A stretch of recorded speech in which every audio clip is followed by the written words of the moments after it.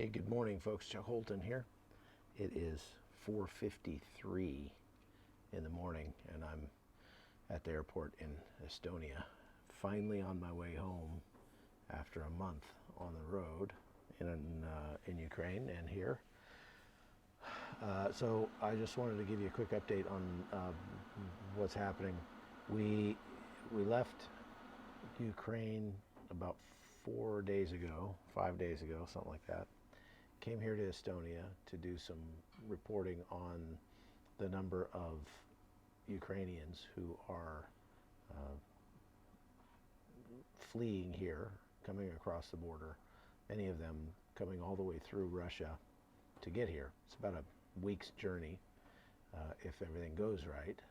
Most of that is taken up with checkpoints and searches, that sort of thing. I had a guy tell me yesterday, a Ukrainian guy, that said that he had been stopped at checkpoints about every hour all the way from Luhansk region where they left to come up here.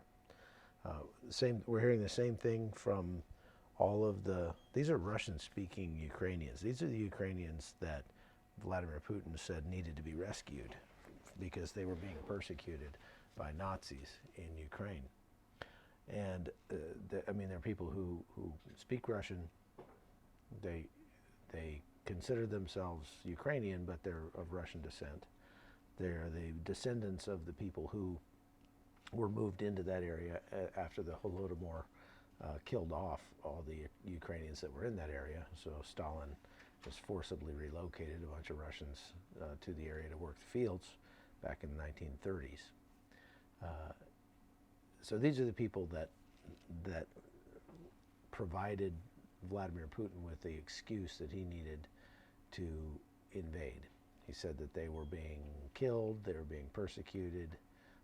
So we've talked to a whole bunch of them, and all of them say, we didn't need saving.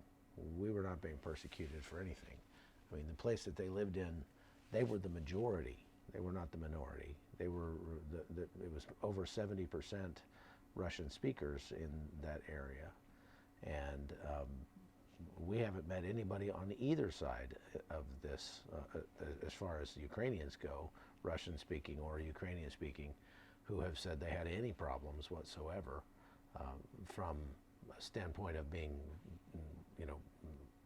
persecuted, racism, people telling them to go to leave or anything like that. It is abundantly clear to me after 4 months of being on the ground in Ukraine during this conflict and several trips to Ukraine before that, that everything that Vladimir Putin said by way of provocation, by way of excuse for coming into Ukraine was an absolute lie. It just absolutely was just false. And we've been there on the ground since the 7th of February, so several weeks before the war started.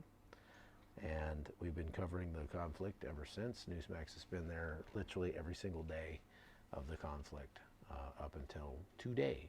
And today we're going to continue to cover the conflict, but just we won't have people on the ground for a while unless things really pop off. It's getting to the point in Ukraine where things are sort of not coming to a stalemate per se, but Russia has been able to push its borders out of the area that it controlled from the Donetsk and Luhansk regions to more area in the south. Now they control about 20% of Ukraine, and things are sort of settling in.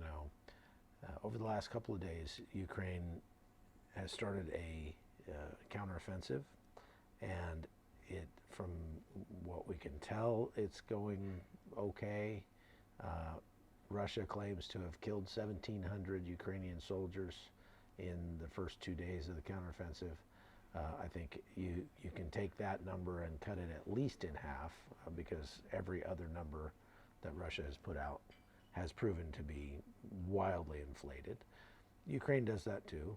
They probably inflate the numbers of enemy killed and that sort of thing. And of course, that just proves that this is as much an information war as it is a kinetic war. when if Ukraine is able to cut off the troops that are on the west side of the Dnieper River, um, they've been conducting shaping operations for several weeks now to try to do that. They're blowing up bridges and railways and all the crossings going across the river, and even setting up mines and bombs and indexing the areas where the Russians would be able to cross with like ferries or rafts or something. So they blow them up when they try to cross and resupply their guys. Now the Russians have more than 10 or 15,000 guys. Okay, sorry about that. I got kicked out of the business lounge for doing business, God forbid, in the lounge. I'm waiting for my plane here at the gate in Estonia.